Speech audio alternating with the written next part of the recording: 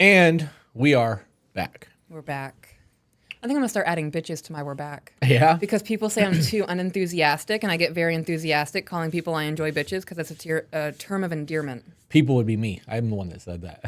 Huh? I'm the one that said that. By people saying that you are unenthusiastic. That was me. I said that the other night. Well, you said it because people have said it. I'm like, we're back. And you're like, we're back. We're back, bitches. There we go. That's my new thing, guys. Yeah? Going forward on all podcasts and every time we enter a room. And when we enter a room? Yeah. Yeah, it's going to be like your own theme song. We're back, bitches. All I can hear is LaGrange starting after that. Dun, dun, dun, dun, dun, dun, dun, dun, dun. All right, so we are going to do some emails this morning. Is there anything that anybody would like to discuss before we get into it? I see that somebody just became a member. Gabriel Wilson became a member for early access. Thank you for that. Zach sent us a $5 super chat already. He said, and we're back, bitches. Boom. Mm-hmm. I can't do that on a TikTok live. Is it just that your ears are bad or they're low on volume? I think it's your ears, Danish. Would it be possible to send something from Australia? Yeah, you can send something to us from Australia. Might not be cheap, though. No, it definitely won't be cheap. Let's see. I just realized my Sherlock Holmes pipe is not in here. So pardon me for one moment, everybody. Did it not? Oh, there it goes. There's the address if you're trying to send something from Australia. All right, that's the second time you've asked it. Ladies and gentlemen, I'm going to be very, very clear. If you spam the chat, I will have you banned. That shit is super fucking annoying. When we see it, we will answer it. If not, one of the mods will be able to help you out. If not, Steve will be able to help you out because he's over there doing his thug thizzle. We are not doing the spam thing today. Me running back to say it also inhibits the experience of everybody else in the chat. Yeah. Don't do that. Yep. And my fingers are very loose and limber today, so don't mess with me. All right, let's jump into an email. Let's do something fun today. I do not have the brain capacity to do dumpster fires. Crystal Rosa sent us an early access. Thank you for that. Hey, we got, I talked to Jordan about our shirts. Shout out to Buffalo Graphics. We are moving away from front and back designs that are screen printed and moving to direct to film print. So we get to do full color images. So like that monkey that Jeff Graham drew for us can be printed on a shirt. Oh, dope. The dumpster fire thing that Jeff Graham is currently working on that says neat on it is going to get put on shirts. And we're doing a skull image with a crown on it as well. So we'll have 2 shirts drop in December, but we are not doing a shirt drop this month. I am taking November as a reason to be thankful and to not work as hard. I'm here for that. So I think that's going to be dope. Into the email? Yes, ma'am. All right, it's titled How Not to Flex. Hey, Chris and Peaches. I first want to say thank you for everything you are doing. I have only benefited from listening to you guys, and it has truly helped me shape this relationship I'm currently in into one of mutual respect. My kids and man enjoy the person I am now and are grateful to see mom not being so rough and hateful because I'm stuck in my masculine energy. This kind of leads into my current question. As a little background, I have been an emergency room nurse for 6 years in West Virginia. Being in it for 6 years, I have steadily moved up the food chain to where I am now, moving into supervisory roles and being in a hybrid admin and floor role. This means I will still have all my clinical skills of taking care of people that are very, very sick and function in room assisting, triage, and dealing with very unhappy people. I also directly manage 40 to 80 people with a team of 5 others under our manager and director. Suffice to say, I am very much the authority figure at work and have to present a very masculine energy to succeed, and I do this on the dark side, night shift, for 4 days a week between 10 and 12 hours. Why do you have to be in your masculine to succeed? I am in a role of power now, and I'm full in my feminine. Right, on a podcast. And people look at me and respect me and all those kinds of things. So why do you have to be in your masculine to do that? I would ask yourself that. Yeah. Do you think that, so how would you answer that as previous you?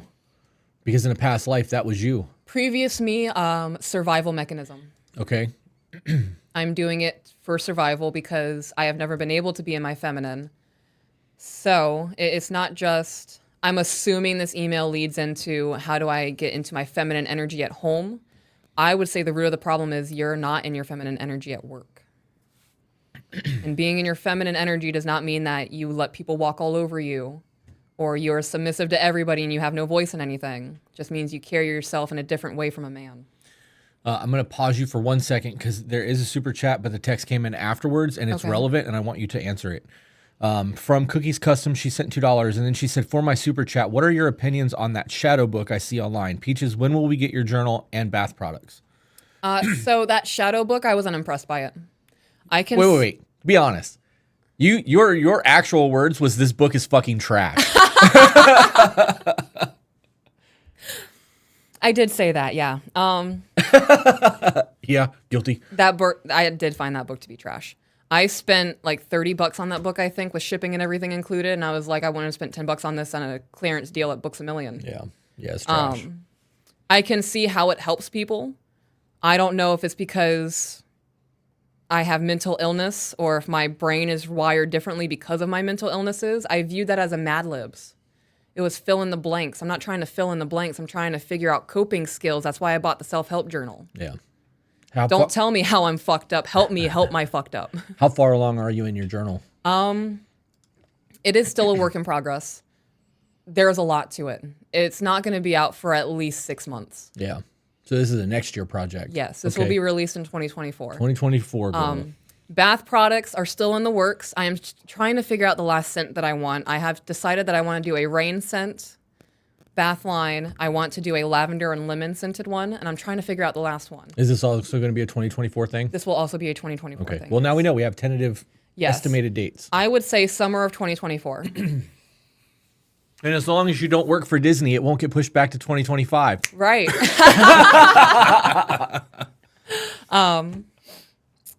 Yeah. I would say the bath line is going to happen sooner. I'd say the latest for the bath line is summer of 2024. Back into the email? Yes, ma'am. Okay.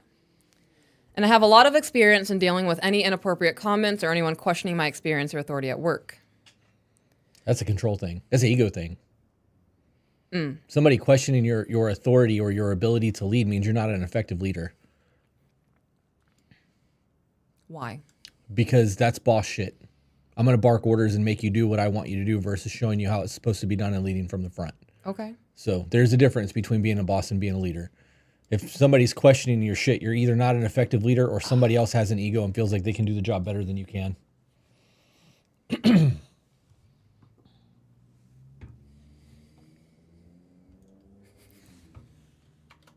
I just looked over at the TikTok chat and people are saying, ban me, ban me. I'm like, you're not even saying please. I don't do shit for my kids until they tell me please. You're not going to get some special treatment because you're an angry person on TikTok. Why do they want to get banned? Probably because they don't like what I have to say. Well, then why not just leave? No, they want to be seen by somebody who has influence. It makes them feel important. Well, we have mods in your TikTok, right? Well, they're not present now. They're over here. Well, if one of the mods would like to jump over and ban that person, that way they can be banned by No, somebody I don't who's want not them. a person of influence. No, I don't want them getting what they want without their work. They have to put the work in for that. Say please. It's funny. You get out of life what you put into it. And if you're not willing to put in the work to leave the TikTok or maybe block me on TikTok, I'm not going to do that for you, you lazy. The problem comes in now that we are in fall to winter gathering season. How do I turn off the automatic shift into that masculine role when my man is there and can handle it, but it's automatic around this group of people? I want to be able to let him be in charge and show off his accomplishments and be that authority without dulling his shine. Or worse, have him have to put me in my place by trying to participate when I just want to be his woman and be a flex. Okay, so that's why that came in. She wants to be a flex by being that woman, and that would be a flex for her. Is that what she meant by that? I mean, I'm confused by this. I don't understand. Like, are they working together? Well, no, I don't think they are. She works the night shift. She didn't say that he's working the night shift with her. But this is one of those things that, like, allow yourself a little bit of grace and like, that's the whole point of being in a partnership with somebody and having that teamwork.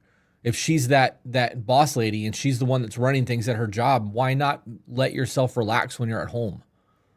Like that, I mean, isn't that the point? But this sounds like it's at work because she said, I can't turn it off because it's automatic around this group of people. So I don't understand if he's stepping in and like he's now her boss Oh. and he's managing everybody. Well, I mean, if that's the case, she would need to step down because that's her boss. Right. I don't know. I guess there should have been more clarification there.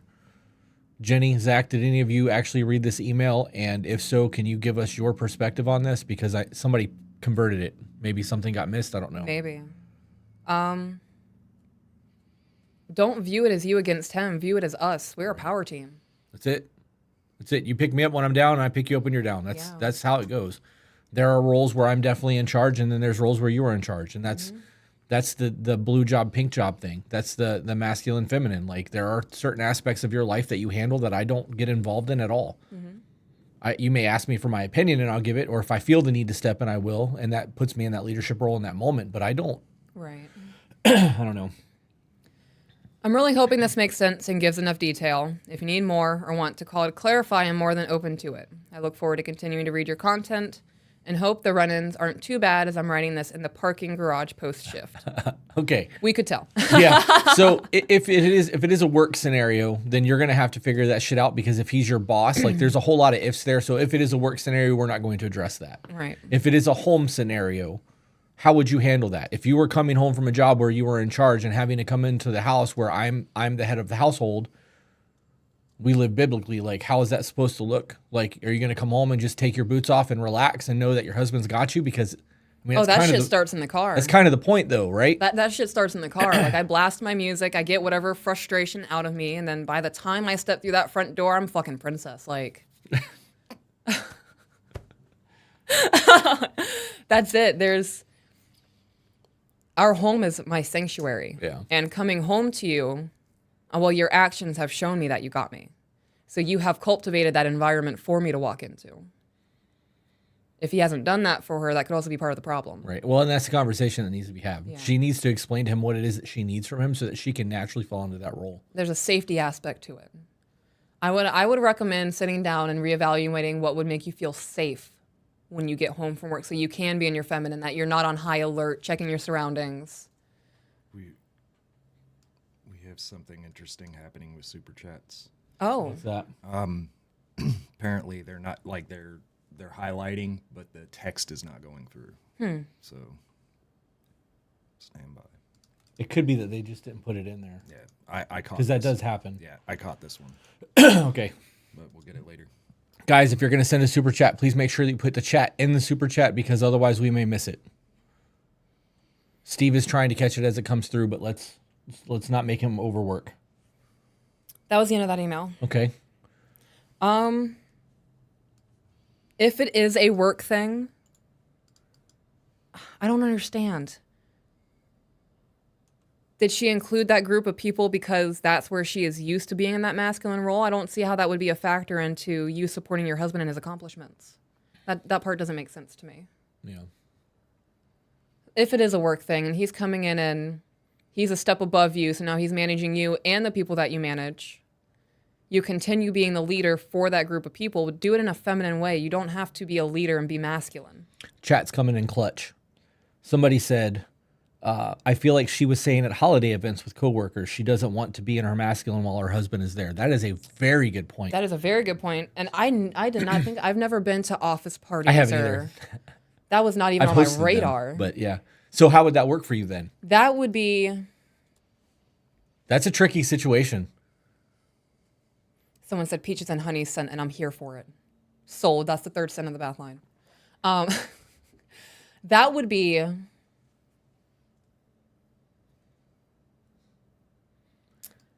This is a matter of perspective. it is a matter of perspective. I'm going to die on the hill that you need to reevaluate your leadership in your feminine role because you're a much stronger woman in your feminine role versus being in a masculine role trying to lead. Yeah.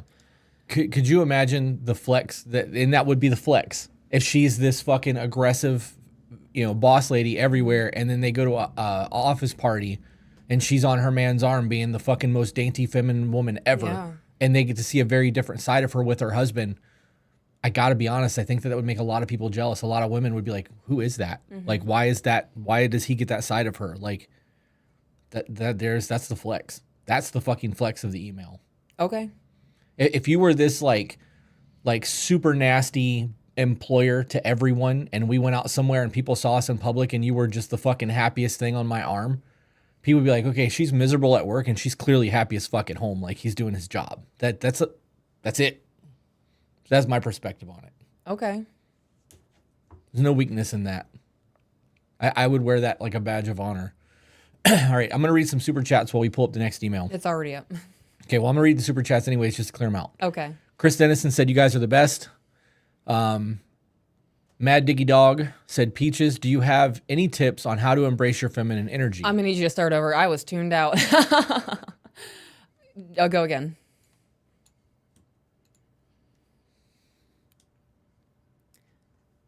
Why'd you look at me like that? So that you can read it, because I don't want to read to you just so that I have to read it again. Peaches, do you have tips on how to embrace your feminine energy? I feel like I've been stuck in masculine for so long, I don't know how to back away from it. Start with self-care.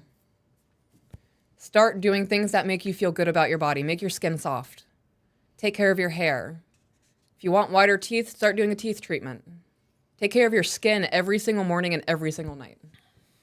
Start doing things that make you feel like a very pretty person. And then what? From there, I would start checking your attitude. If you are constantly aggressive and your knee-jerk reaction is to throat punch everybody, Slow your roll. slow the roll a little Calm bit. down, Mike Tyson. There are times where I still want to punch people in the throat, but it would definitely be like not a full-fledged, I don't want you breathing again. You're going to just matrix them, be like, huh, bow. Ooh, straight into the... You remember that scene, right? That'd break my played nails. that whole scene in my head in real time. Okay. When you did it. But I would start checking aggression and frustration and start implementing grace where you wouldn't have before. Your boyfriend forgets to throw a shirt in the hamper. Don't be like, you stupid fucker. Tell you every single time, put the damn shirt in the hamper. I'm not your mom. That kind of sounds like his mom. It does kind of sound like the mom. So pick up the clothes, make it funny. Use your toes and like toss it and be like, babe, did you see what I just did? Make it a joke. Make it fun. Be his light and his peace in a world where everybody hates him. All right, I scrolled so you can read the next ones. From Brianna, thank you for being you. You and my boyfriend need help. Me and my boyfriend need help. Me and my boyfriend need help. From Stacy, wanted you guys to know that you've helped change my life and relationship. I changed our bickering into an attitude of gratitude and thank my man every day for providing for us and being a good father. Keep speaking life. I think that should be a shirt. Keep speaking life. Attitude of gratitude. Attitude of gratitude. I like that. From Cass, finally caught you guys at work. Sending a feel-good email soon. Thank you for what you do on completely changing my life around. And then this one here. All right, from Holly, I'm struggling with differentiating between setting my standards for a healthy relationship and feeling like I'm trying to have my boyfriend bend to trust issues. I'm gonna need a whole lot more than that. That could be an email. Setting my standards for a healthy relationship. So this is boundaries, right? Right. Setting your boundaries is something that you should do before you get into a relationship. If you go, I'm not going to accept this, and this, and then you get into a relationship with someone, you can slide it across the table and be like, hey, Remember. date number 2. This is my boundary list. If we're going to get serious, I need you to adhere to these boundaries. And if you can't adhere to these boundaries, we can't make this work. Right? And then feeling like I'm trying to have my boyfriend bend to trust issues, that's a you problem. Your trust issues are a you problem. Your boyfriend didn't do that shit to you. You don't need to make him pay the debt somebody else owes. Right. Yeah. How about a peaches and lavender scent from the hidden? Peaches and lavender scent. I would have to smell the two. Boots will be in the P.O. box by 11/9. I'm excited for these. Shut up. They're going to be here so soon. Y'all are going to get a new boot goofing video. Yeah, on Yeah. the To Be Better Life account. On the To Be Better Life account. From Gabrielle, this is my first super chat. I have BPD. How do I change my outlook on an argument? Because in my mind, I have to be right and have the last word. How do I appease to my old man? You don't have to be right, and you don't have to have the last word. That's your ego. That's not your borderline. Yeah, that's ego and pride. Yep. Ego kills talent and it kills relationships. Yeah. So here's the first step of that. You're not always right. And having the last word just makes you dominant. Yeah, it just makes you the loudest one. Right. You are not going to ever grow as a person if you can't accept criticism and be willing to change. Right. That's this podcast. to be better, because we were both fuck ups for a long time, and we've slowly been implementing things to change our life. The last 10 months has been a fucking whirlwind, and we are very different people than we were a year ago. Yeah, I don't recognize who I was a year ago. Yeah. It's crazy.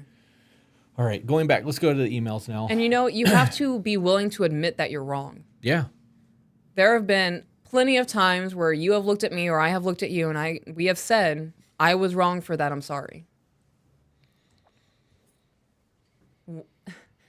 You have to get comfortable in being wrong because everybody is at some point. How to navigate intimacy with small kids. Hello, I wanted to start by saying thank you. I have binged all your content via Apple Podcasts and have watched as many of your live streams as I can. I have learned so much from your podcast in both how to be a better wife and how to understand my husband's thought process better. Now on to my question and some background. My husband and I have been together for over 10 years and were friends for many years prior to getting into a relationship. We have three small kids together. He is an incredible man and provider. He is loyal, understanding, a great father, and has gone above and beyond in so many capacities and is my best friend. I'm going to pause you for a minute. Okay. Isn't that what every woman on the planet wants? Yes. Well, no, I'm not going to say every single woman, but... Right, but like a vast majority. Like, majority. that's the emails of what people want. Mm-hmm. How can this possibly be a bad email? If all of those things are checked... Intimacy because of small children. It's got to be the only thing. Right, that's the title of the email. Right, but I'm just saying, like, even that, like, if all of those other boxes were checked and the intimacy was lacking, wouldn't you try to, like, salvage that intimacy because of all of these other things being perfect? Like, right. I just don't... I'll be honest. This is me admitting when I was wrong and not having the last word. Hint, hint, super chatter. I didn't hear you say the title of the email. Understandable. I was reading chat. Yeah, that's how I didn't hear you read the first super chat. It'd be like that. Yeah. Too many screens. A lot going on. Yep. You And actually this have in more front of screens you? than I do right now. Yeah, and you are in front of me. Yeah. So there's that. Oh. All right. Let's get back to the email because I'm paying attention now. We have a semi-traditional relationship. I stay at home while he works, and he handles the finances while I manage the home. What does semi-traditional mean? You're a stay-at-home mom, and he works. Do you guys not have traditional values? Maybe they don't have pink job, blue jobs. Do you mow the lawn? Like, what is it? I've never heard semi-traditional. They probably just don't adhere to it 100% as what they believe it is. Okay. We have our moments, but we work through them, and overall, everything is great in our relationship except for one aspect, and that is physical intimacy, specifically sexual intimacy. To put it plainly, we don't often have that playtime together. It seems as though I have a higher drive, and hearing your words about how the woman sets the intimacy in the relationship, feel slightly responsible for it if he does not have the same drive. Our lives are just so busy. We get up at 4:30 a.m., I go to workout classes, and he works out at home. By the time we're both done, it's right into getting ready for our day and our kids. He heads to work, and right when he gets at home at dinner time, goes into dad mode. By the time our kids are all in bed and asleep, it's 8 p.m., and he usually has some work at home to do, and I am finishing up my degree, so I have homework. We go to bed by 9-ish to be able to get up again by 4:30, and the cycle continues. So you're saying you're not prioritizing each other. I was about to say, y'all prioritize homework and working at home and the kids and workouts. And the workouts. Y'all can skip a workout at 4:30 and get some playtime early in the morning. Yep. You could do both. Yeah, you could do both. Shorten your workout. Work out something different that day. Yeah. Work out your woman. Seriously, though, that's really what it comes down to. You guys are just prioritizing everything else in life, and this is normal. Mm-hmm. People that are grinding and trying to level in life will focus really hard on the next thing. We have fallen into that a couple of times, and you're like, babe, I really need a date night. And I'm like, you're right. It's been like 3 weeks. It happens. Mm-hmm. We are fucking the prime example of that. We still have our intimate moments throughout the day, the kissing, the touching, the dancing, that kind of shit, but like, sometimes the physical intimacy doesn't happen because you're asleep on the couch at 7 o'clock, where I'm, up until 1 o'clock in the morning doing other shit. Like, our life is busy, and that's what it's going to look like. But when you're feeling like that, you need to verbalize it. Yeah. If you don't tell your partner that you're missing those things, he's not going to know. I want to add in there, headspace is also important. Very, very. Mental exhaustion could kill that. Mm-hmm. Stress could kill that. So Back into the email. I'm really hung up on that. If you guys have this perfect relationship, why can't you just tell him like, we need to set aside an hour twice a week to just be intimate together, even if that's not sexual intimacy, even though that's what she's saying she needs. Yeah. Like, have that discussion. If your man is in love with you, he's going to try to meet that request. We found new ways to have dates. We went on a dirt bike date the other day. And it was fucking incredible. Yeah. Like, you were so rejuvenated after that. So was I. I felt great for like 3 days after that ride. My body did not. Yeah, no, your body was definitely not because you fell twice. Yeah. But still, like, your mental health was way better. Like, it didn't. And now you're like, I can't wait to ride again. I can't wait to ride again. And every day I'm like, okay, what do we got going this morning so that do I need to charge the bikes? Let's go ride. And we bought more. So we have other bikes coming so that we can go and do that with our friends. And like, we can start having a social life again because we lack that. But when you feel good and everything is in place, sexual intimacy is a little bit easier because your headspace is good. If you're studying for a degree and all you're worried about is this next test, and you're hyper focused on that next test, you're not going to be in the mood either. And it's going to take a whole lot more work on his part to get you in the mood because you're going to be focusing on whatever. Everything else. And that happens. That's stress. That's actual normal life shit. Yeah. This is where having grace comes into play and being like, hey, how's your headspace? Or sending a booty picture or something from the bathroom, even though he's in the living room, like just to give a hint, like hint, hint, wink, wink. We just posted a TikTok today about the other day when I went and played poker and you were sitting on the couch talking about, hey, I want attention, fucker. Yeah. So go watch that TikTok. That's on my page. I don't know what I called it, but it's the one It's that on your page? It is. I just posted it this morning. It's like a 1.5-minute video of. You took it from my TikTok? Did you post it already? What are you talking about? I didn't take shit from your TikTok. I took it off the Google Drive. I talked about that on my TikTok. Oh, well then it's also on Google Drive. Okay. And I posted it. So we're double dipping right now. Was it a clip from the podcast? It was the one with yes, it was from episode 45. Huh. Yeah. It is a good one. Okay. I know that you don't actually go into the podcast folders anymore, so it's free game for me. No, I do go into the podcast folders. I do. Oh, okay. You have Gypsy Rose stuff on there I know. and garden segment stuff, and you got a lot on there. A lot. I get more interaction when I respond to comments or just make TikToks myself, though. Yeah, it's because people like the human side of you and not Yeah. the podcast side of you. That's why I created the Life account. I'm enjoying the Life account. It's fun. Making TikToks for just stupid purposes versus trying to create content is fun. So, Back into the email. yes, ma'am. We are both often exhausted at night and immediately going before the sun comes up. Plus, we have 3 small children who, as you know, take quite a bit of our time and energy. Due to his job, we don't live anywhere even slightly close to family to be able to lean on for childcare. As someone who has a lot of body image and self-worth issues that I have worked deeply on over the years, I sometimes get into my own head about this intimacy doesn't occur. I sometimes get into my own head about why this intimacy doesn't occur. It is usually when we end up having disagreements because I feel a certain way about it, even though I recognize realistically how little time we have together in general during the day. So you guys are having arguments because you can't regulate your emotions about it. You just said, I recognize realistically. So you are planted in reality and understanding that this is not a him problem, this is not a you problem, this is a life problem. You both need to reprioritize things. Yeah. Date 'Cause- nights need to be implemented. Yeah, y'all make it a point to get up at 4:30 to work out. Y'all can make it a point to set time aside for each other. Yep. When discussed, he doesn't have a reason for not feeling that drive and is always reassuring that it isn't anything to do with me. We are both still physically intimate in other ways, lying with each other on the couch, arms on shoulders when passing by during the day, kisses here and there, etc. My question is, how do you navigate intimacy with small kids? How do you make the time for that sort of play when it feels like there isn't enough time in the day? Or how do I reset my expectations from feeling like it's a me problem? Or is it a me problem? So they're cutting a half hour of sleep. If they're going to bed at 9 and get up at 4:30, they're cutting a half hour of sleep, so they're not getting a full 8 hours. Depending on how long their playtime is, could be half hour, 45 minutes, an hour if they're lucky.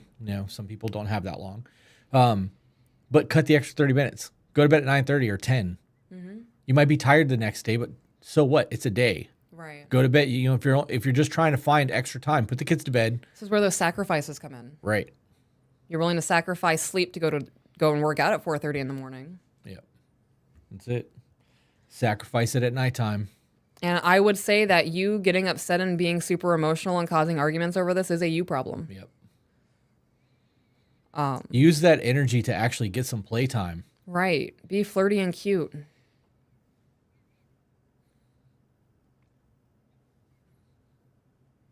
that the end of that one? Yeah. Okay. Do we want to read super chats before the next one and then just do one more email and then do Q&A for the rest of the thing? Yeah, we could. All right. So let me open this back up and go back to the super chat tab because I closed it. So there's an email in here from last night's Patreon Live question explained. Yep. Can we read this on here? Why? What is this supposed to be? I don't care. The one above that. We read that one.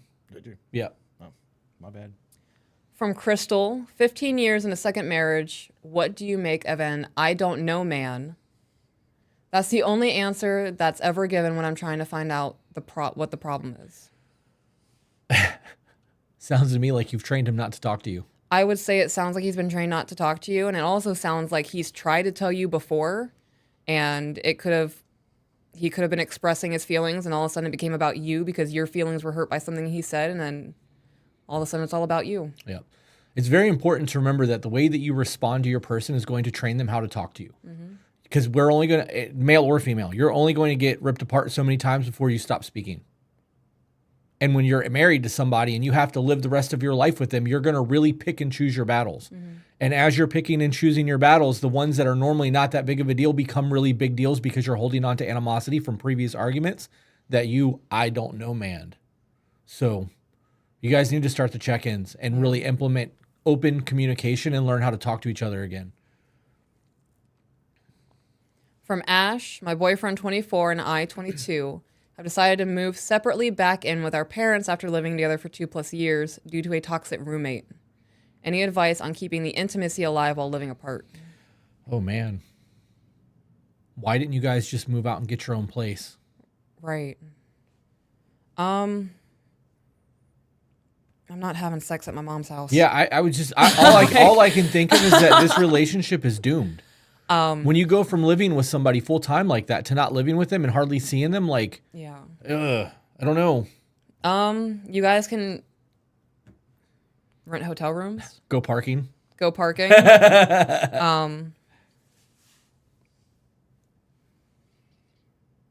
Dates. Dates. I mean, just dates. If you're worried about sexual intimacy, y'all are going to have to find a place to doink. Get creative with it, yeah. I wouldn't be trying to do that at my parents' house either.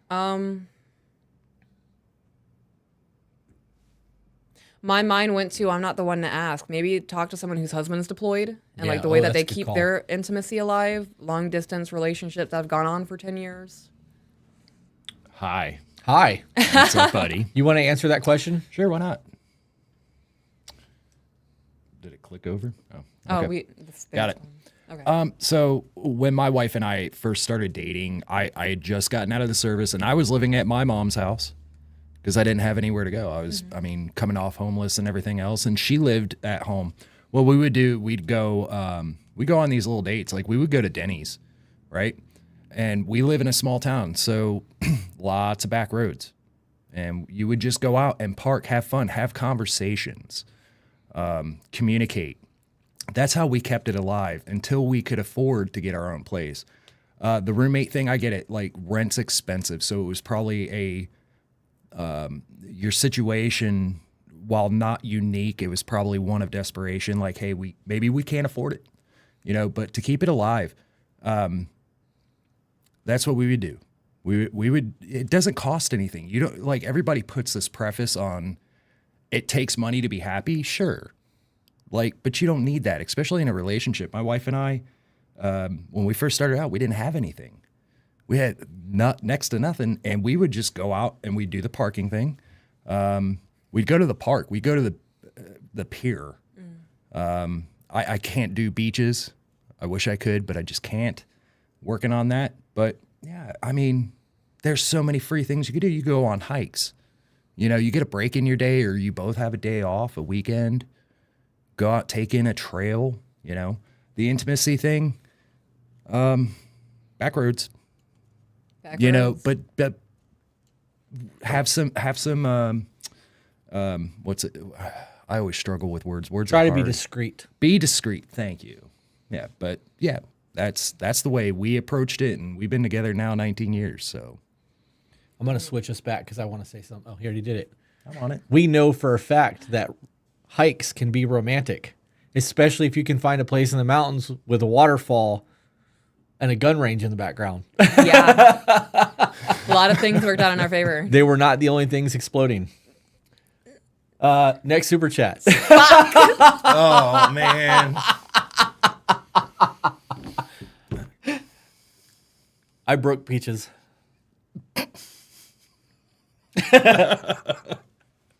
Hey, God, it's me.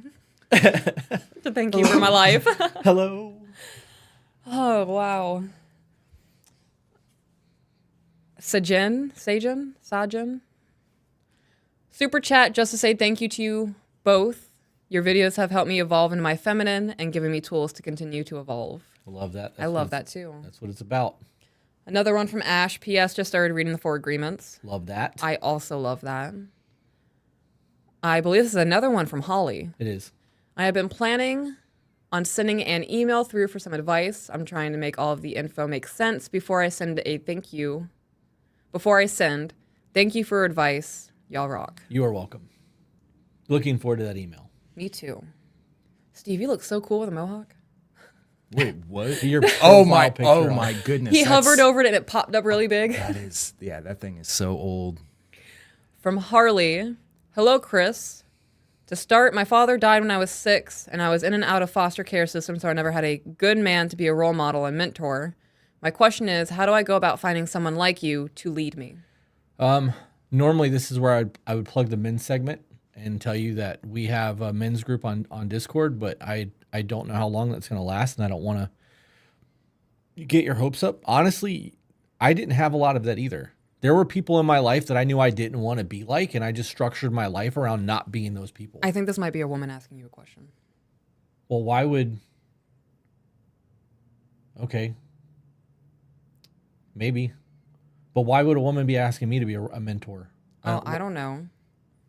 I mean, girls look up to their dads. This is me assuming it could be. Right. Well, okay. Well, I mean, I didn't think about that. So. Right, because if a young girl grows up in the foster care system and never has a good leader of a man, they won't even know where to begin to find a man like that. Okay. Yeah, you're right. I got to be honest. I don't know where to find mentors. I didn't get my first mentor until I was in my late 30s.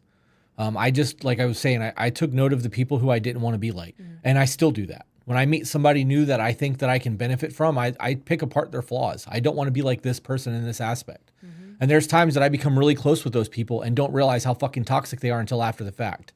Like, you're going to meet people in life and you're going to get what you need from them in the moment. And over time, as you evolve, if they sit stagnant, you're going to see how fucked up they are as people. Yeah. You take what you learn that's of value and then you move on to the next person. Mm-hmm. To be a mentor to somebody and to actually have a mentor, like, you have to find somebody that's truly quality of character. You have to have somebody who has integrity. Mm-hmm. And unfortunately, in this day and age, it's hard to find people who are true to that. You know, there's a lot of fake fucking people out there. I'm going to be right back. Okay. I want to smoke and I need my fan because of TikTok. Oh. Your new lavender colored pipe thing should be here today or tomorrow. Yeah? Yep. Hell yeah. All right. So moving this away. I'm going to show TikTok. I'm going to show you guys too. I'm over here wearing my pink fuzzy Halloween This is slippers. Halloween.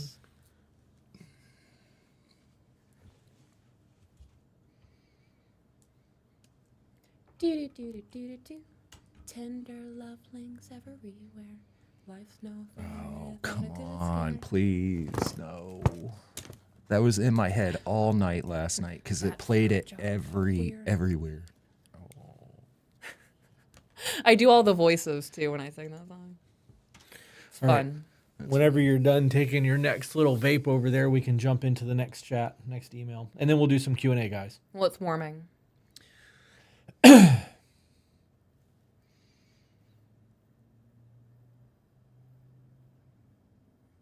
many people are watching? I don't know. I'm not on that tab. 635. Wow. Thank you all for being here this morning. Whoever, Harley, if you're still in the chat, can you verify if you're a man or a woman so that I can think about that question a little bit? Because I would actually like to answer you properly and not just winging it under hypotheticals.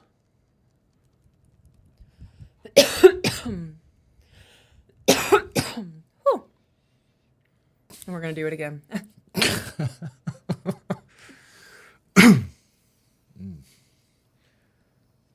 What was that one movie back in the day when they took the hit and they were coughing? It's like, you hit it like a bitch. Every time I hear someone cough now, I can't get that out of my Okay, so Harley was a guy. A guy, okay. Des Clan is saying to join the Discord to the top tier. So yeah, okay, so that changes things a little bit because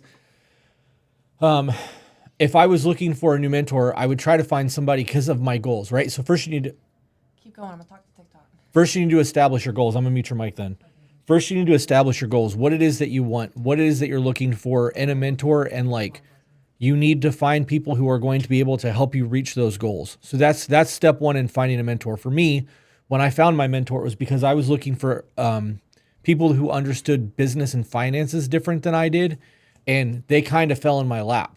And I didn't know who they were, and we were having conversations, and then dude started hitting me with shit about business that I had never heard before, and I'm like, I don't know what any of that is. And he lectured me, and like, he made me feel like an idiot. And people don't do that very often because I'm fairly intelligent. Right. You So also when- don't stand for that shit. So, right. And when he did that shit, I was like, whoa, okay. And the next day, everything that he said I needed to do, I had appointments for. And I'm very close to this dude still. Anytime I have a question that involves money that's more than like 50 grand, I call him. And he's never mad about it. He'll talk to me on the phone for 2.5 hours about everything but that after he answers the question. He's absolutely a talker, and I'd love to have him on the podcast. We play poker every Friday night. Yeah, I enjoy him very much. So it's one of those things that like, he's just one of those people that he's genuinely a good dude and he's lived the life experience. He's also somebody who doesn't give that to everyone. He's very selective in the people that he wants to help because people will try to mooch and leech off of you versus doing the work themselves. So first establish the goal and then find somebody that you think is going to be able to help you with said goal. If you're just looking for an overall life mentor and somebody that can show you how to be a good person, I hate to say it, but YouTube. There's a lot of people out there who are doing a lot of dope shit on the internet. Or you can join the men's group. It's still going for right now. I don't know if it'll last through 2024, but we have about 8 or 9 guys in there who are all successful businessmen, and they're all helping each other grow. We've created kind of a band of brothers in that aspect. So I would say that. I'm still muted. No. Do you want me to mute you again? Oh, I thought I was. You're not. Huh. I saw you sit back after you were done whispering and I unmuted. Okay. My hip popped while I was sitting over here. Oh, yeah? I don't know. Getting old. Okay. Well, while you're doing that, I'm going to get a drink real quick and then we can get into the next email. What are you laughing at, Steve? Me taking my long ass hit. Nothing, because if I did any of that, I'd be on the floor drooling. Yeah? One time, that's all it would take. I have a high tolerance. I'm what you would call a one-hit wonder. I think we should send your black one to Danish when your purple one gets here. I love that idea. You should show it off and be like, hey, Danish, you want this? Hey, Danish, are you in the chat right now?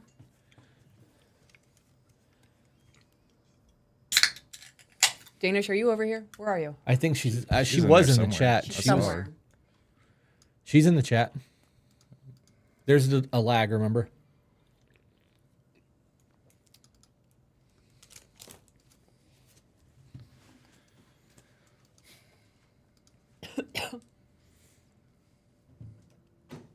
Oh, okay, dope. So she is here.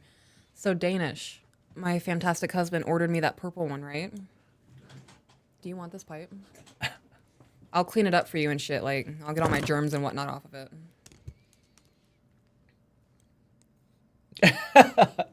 Wow. Wow. Wow.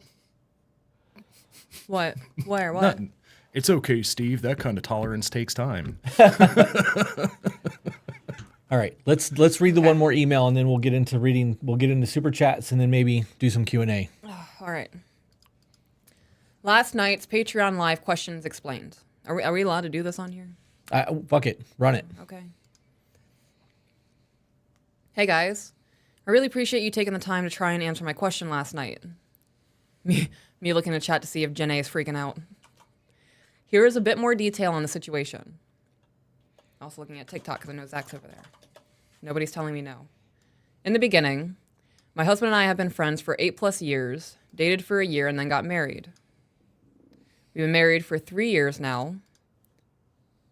Our children are grown and out of the house, so we have a very fluid line of communication with little to no disruptions. Our relationship is a powerhouse of communication and He quality said abandoned time. ship. Abandoned ship. It's actually fine. You fucker. You bitch. That's good. What a dick. I just had a heart funny. attack. That was good.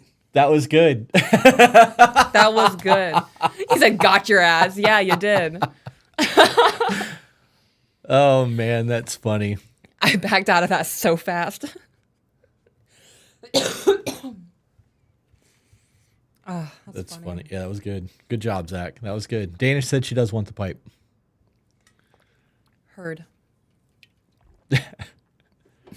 That's funny. Might even be able to deliver that next time we go up there. We'll be up that way to ride those bikes.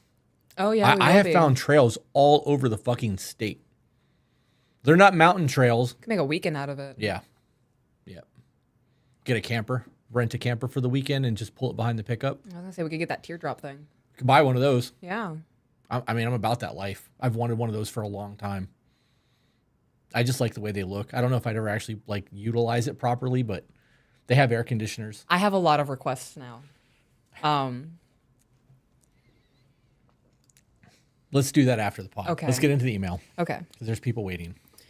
We both have the same love language and have explored the details of our contract as far as responsibilities within our marriage. We don't have regular check-ins, but we take the time to discuss our updates when we are in quality time. Pardon me. We don't have regular check-ins. I just said that. The two of us can sit down and discuss how we have grown since previous relationships and how thankful we are to have each other and be able to work through things together. Creating a monster. Okay, so that was the beginning. Oh, I like how this is laid out. I'm sorry this is your life. You did a very good job organizing this email. Creating a monster. I graduated college with a degree in medical administration. After realizing most doctors in my area are egotistical pricks, I decided I wanted to do something different. My husband and I were both in different relationships at the time, but I told him I would like to learn what he does for a living. He then spent the next year teaching me what I needed to know to get a job and progress in this industry. Do you remember what the industry is? I don't. Okay. But they're working together. That's kind of dope. That is pretty dope. I would say it is dope. I work with my husband and it's fantastic. I have a lot of fun. Flash forward. It says fast forward. I changed that. 3 different companies and 7 different promotions. I am now the quality control manager of my current company. I'm still very passionate about what I do. I enjoy learning and teaching every day regarding the specifics of this industry.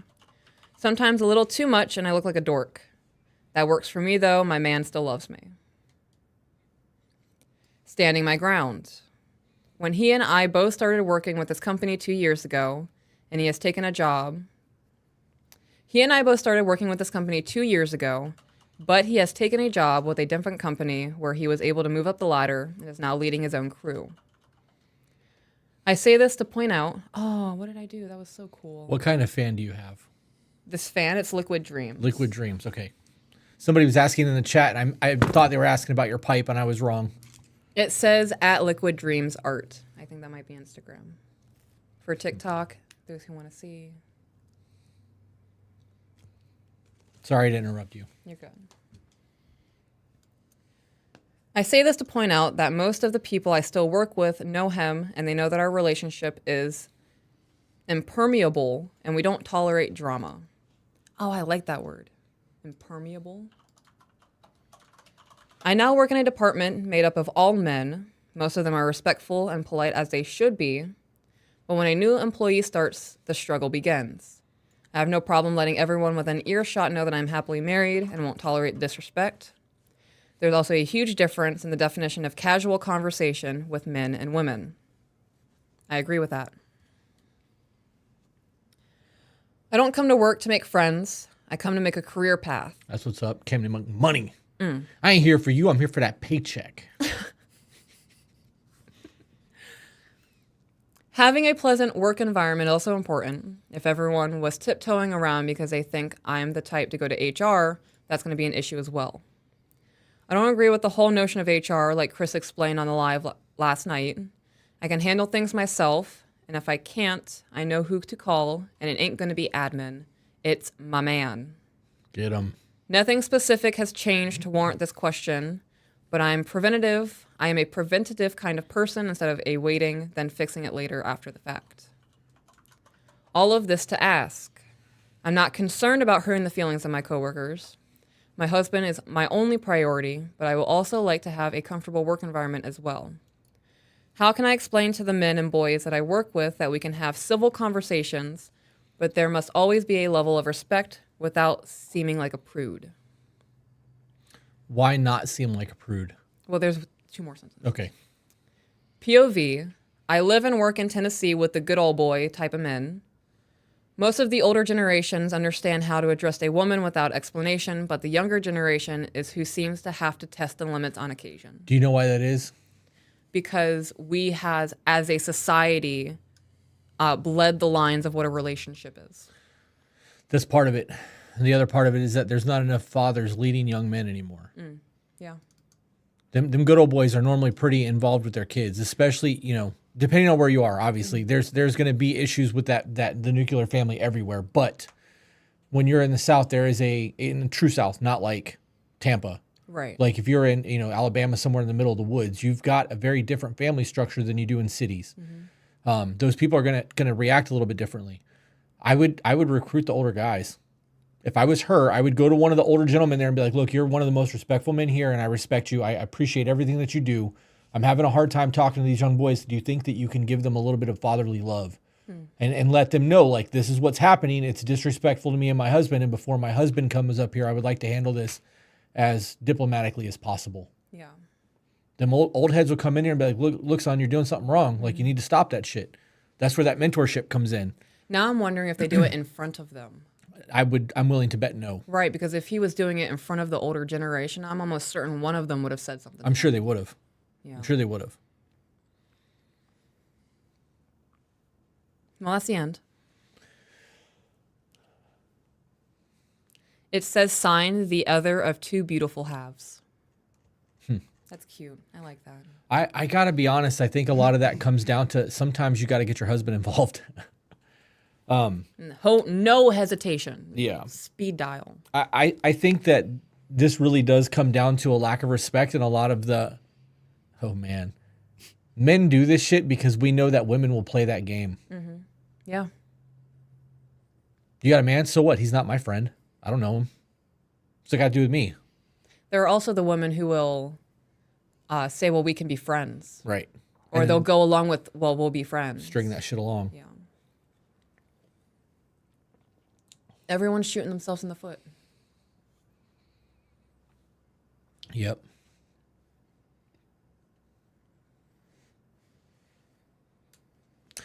I'm just saying I have found some of these trailers for under 20 grand. You looked some up? My dude. Some used ones for under 20 grand. Okay. Some new ones are a lot more expensive, but I have a request of having like a viewing window to look at the sky. a lot of them have that. Can it open? Some of them do. The newer ones do have an opening front. I'll send you. We'll look at these when we're done. I just wanted to Hell open yeah. the tab so that it was there. All right, let's get into some super chats, and then we will do some Q&A. I gotta be honest. I'm really caught up on that. If you've got old country boys, like good old boys working there, and you're not utilizing those men to teach those young men something, there's a missed opportunity. Excuse me, across the board, because a lot of those young men are going to respect those older guys to an extent, unless the old guy is just an old fuck face. You know what I mean? But like, I don't know. Normally the young men in those work environments and fields like that, they do kind of respect the old guys because they've done it all already. I don't know. Maybe that's just a me thing. I could be completely wrong. All right. Boom. Is that where we left off? This is where you're at. Okay. Gabrielle Another one? Second one? This is the same one. This was one who said she has to have the last word and always be right. How do I become comfortable being wrong? Yeah, are wrong. Right, but there's a root in that. When people feel uncomfortable in being wrong, it's because they were shamed. Because they got something wrong, they're like, you dumb fuck, how did you not know that? And then they got laughed at and made fun of and embarrassed. Have a conversation. I would sit down and find the root of why you're so uncomfortable in it, and it probably leads back to bullying of some type, either in school or from your parents. That would also explain the borderline. Yeah. And then I would have a conversation with the partner and say, look, I've sat down and I've thought about this and I've recognized some things in myself. And I know that I am a problem when I always need to be right. And I know there are times where I am wrong and I keep fighting anyway because I'm scared that you're going to make fun of me or tell me that I'm stupid. And I need to know that's not going to be a thing because I want to work on this. That would be the conversation I have with you. I gotta be honest, you being wrong is not a bad thing. It's not. Especially if you have somebody that loves you enough to correct you and like not correct you from a fuckface standpoint.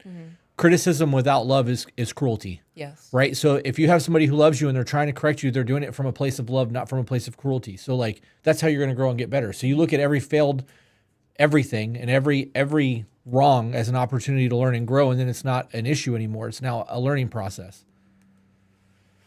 'Tis my thoughts. Next one. Okay, I'm reading the yellow. Yep. From Lewis. I also joined the men's group last night, and I'm in the process of starting my own business. I'd love to share my experiences. So I'm assuming you joined the public men's group. Chapter 6 starts today. There's still time to get into that if you want to. If you're in the Discord and you're in the men's group, you can ask about Chapter 6, and Zach will get you squared away.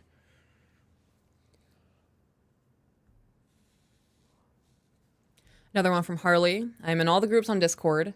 I just have a hard time with the whole like online thing, feigning a connection, if that makes sense.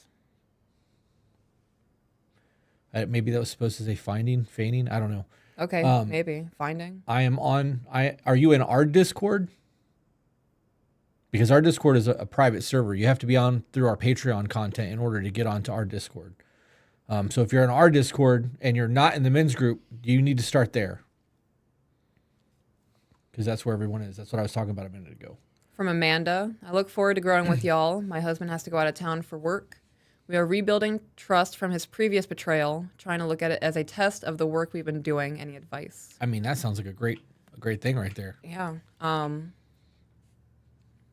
Your anxiety will probably... Okay, so I'm putting myself in this position. So I'm going to talk like this is me right now. Should I leave the room? I don't want to get in trouble. No. Day one, he walks out the door. I'm going to have instant anxiety. I'm already panicking. I am not going to bring that to you. You just walked out the house, and I'm not going to say, babe, I need a reassurance. Yeah. I'm sure we've had that conversation before you left. So that's going to be that self-sabotaging trying to kick in. That constant need of validation from somebody who hurt you. You guys have been working on it.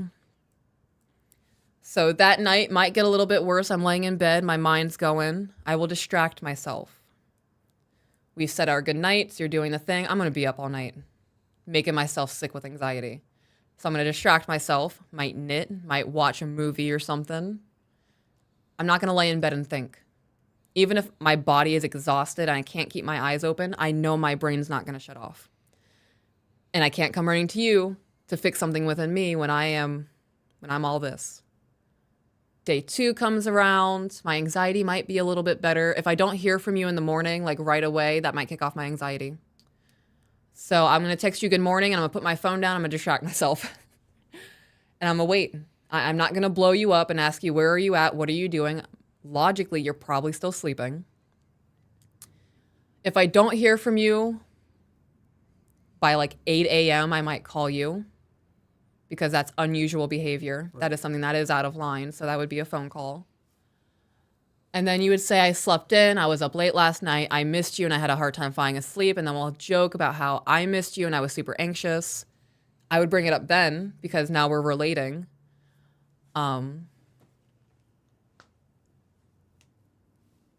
It's a lot of distractions, a lot of self-soothing, a lot of reassurance. He's put the work in. I've seen what he's done.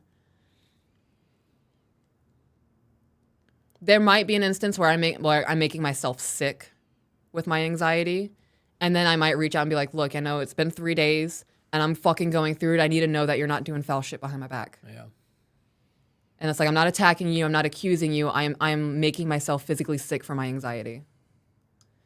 I need the validation and the reassurance. It's a me thing. So from the other side of that, Okay. from my standpoint of that, I would want you to be in my inbox instead of sitting there feeling like that. I would rather you be blowing my phone up, Yeah. sending me dirty pictures, telling me you miss me. I telling mean, me all about of that your would be day, like- happening.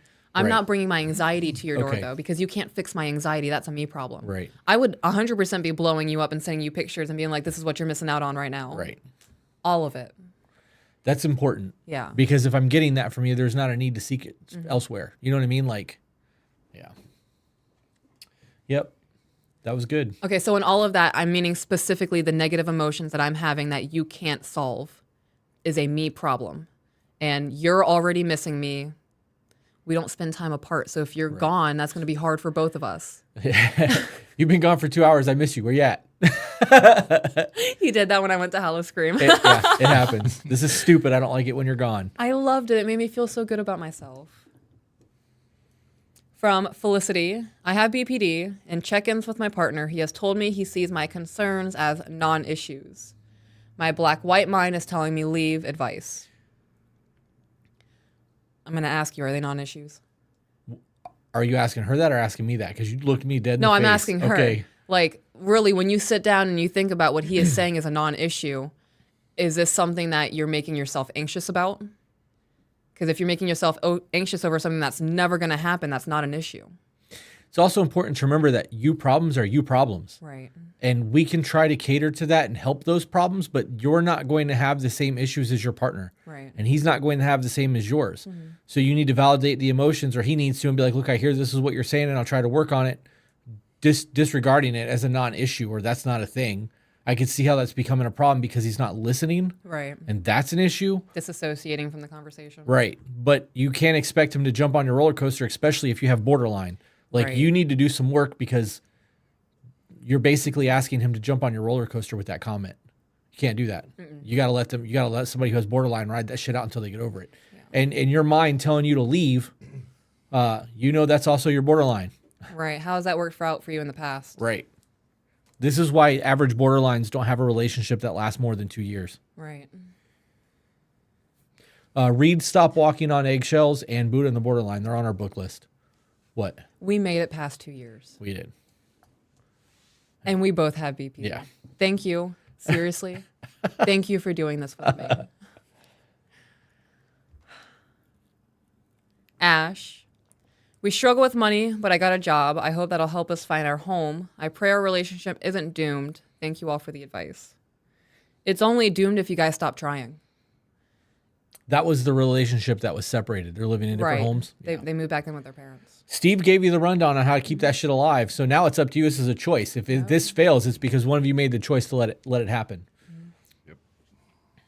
From Shay, due to almost having the same name, have you guys ever had issues with airports or any security? Nope, because our names are not spelled the same. The only time I had an issue was when you fucked up my date of birth. Yeah, that happened. Not proud of that moment. Really? No, I I'm thought not. it was so funny. It was not funny because I had to stand there and wait and hope to God that you could make it through fucking thing because I have TSA pre-check. Yeah, you were gone. It takes me less than a minute to get through airport security. Yeah. Ladies and gentlemen, if you travel and you do not have TSA pre-check, you are fucking up. It's $85. It's a very quick process. But the fucking line skipping that happens going through checkout or through the airport, they don't even open my camera bags. Yeah. Yeah. Like, they don't even open the camera bags. You know what's sad is you got approved for that and I got denied. Yeah. Yeah. And I before then. Because of my government background. Right. Before That's then, though, I was never able to go through check without getting, they would open and search everything. I would always get pulled aside because of the way that I look. That's crazy. I have 4 S's at the bottom of my boarding pass. Yeah, you're getting. I get pulled into another room. If they say an hour for domestic flights and 2 hours for international, my ass is 4 and 3. Because I already know I'm being pulled into a room. Take off your shoes. Take off your belt. I'm getting a full rub down. What do you think you're doing? Cough. Almost once. What do they Which is think you're weird doing? I because of don't- your security clearances. Yeah, and that's actually why. Right, that doesn't make sense. So Because clearly you're can't trusted. I mean, I'd hope so, but I also can't go into on depth on here, Right. Because of DOD and Yeah. things like that. A lot of that stuff hasn't been released, but they've done it to a lot of guys. Ex Delta, Force Recon, anybody with a security clearance that's high enough, they've done it to all of us. Wow. Yeah, it's brutal. All right, next super chat. Hayden Powers. Hello, I found you guys a few months ago, and I love everything you talk about. First, I do have to say that I'm in my early 20s and struggling to find a partner that's not stuck up and depends on their parents' money. Oh, do you guys have any advice? You're young. Yeah, you're young. And that's gonna be a problem probably until you're in your 30s. This is why so many younger women are starting to date men in their 30s and 40s. Yes.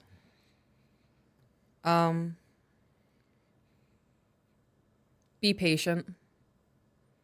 Don't find someone just to fill a void or fill a need. And expand your circle. You're not going to meet new people at the places you always go to.